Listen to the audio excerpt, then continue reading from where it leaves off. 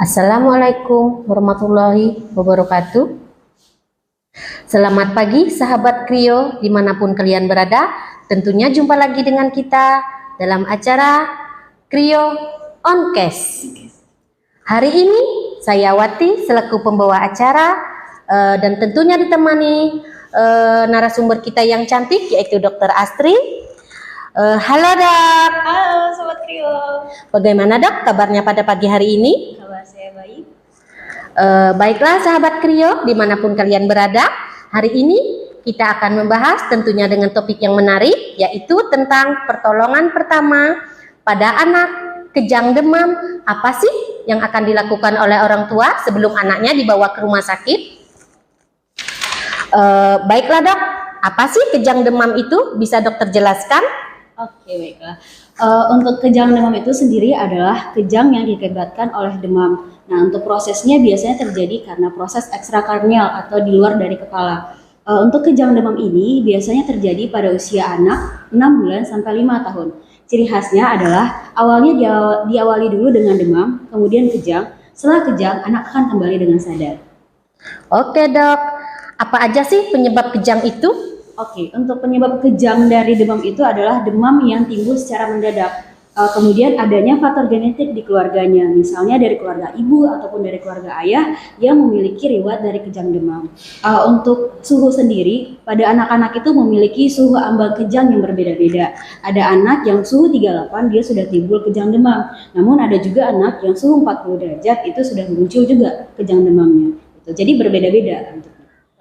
Untuk demam itu sendiri ada banyak juga penyebabnya. Salah satunya bisa karena infeksi bakteri ataupun infeksi virus dan infeksi lainnya.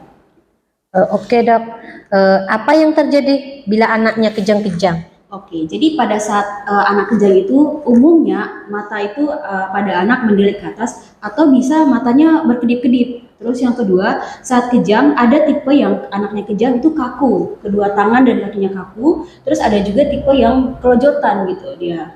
Kemudian setelah kejang anaknya tidak sadar. Kemudian setelah kejang anaknya kembali sadar. Itu yang biasanya terjadi pada anak dengan kejang demam. Oke, apa sih yang harus dilakukan bila anaknya kejang? Oke, ini yang paling penting ya. Jadi ketika anak saat kejang, untuk orang tua, keluarga, atau saudara-saudaranya yang menemukan saat anak dengan kejang, yang pertama jangan panik dulu. Nah, kalau panik nanti kita jadi tidak bisa berpikir nih apa yang harus kita lakukan. Untuk orang tua, keluarga, dan saudara-saudaranya tenang dulu, kemudian kita bisa melakukan apa yang harus kita lakukan kepada anak gitu. Jadi yang pertama, pastikan dulu lokasi saat anak kejang itu aman, terhindar dari bahaya listrik, misalnya ada colokan atau kabel-kabel yang lain.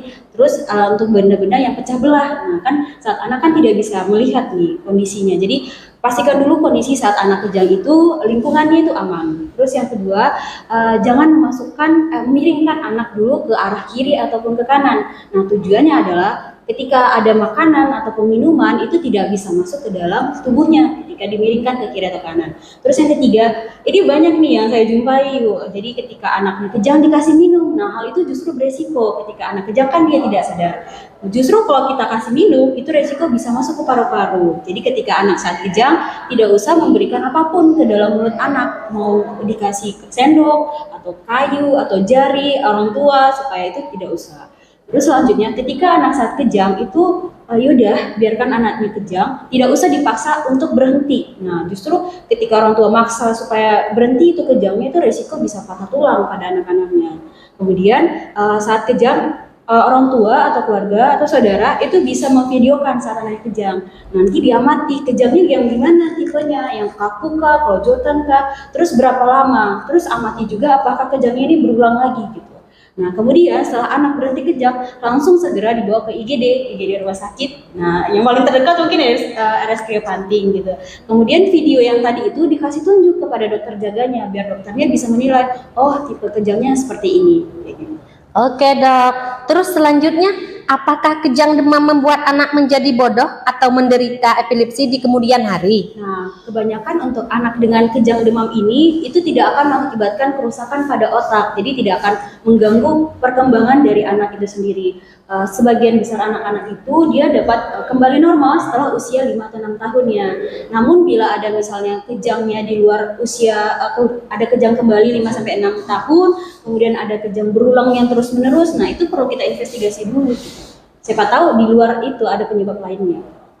Terus selanjutnya, kapan sih orang tua perlu khawatir? Nah, yang perlu khawatir itu ketika anak di bawah usia 6 bulan atau kemudian saat kejang itu, kejang demam, kejangnya berulang terus-menerus.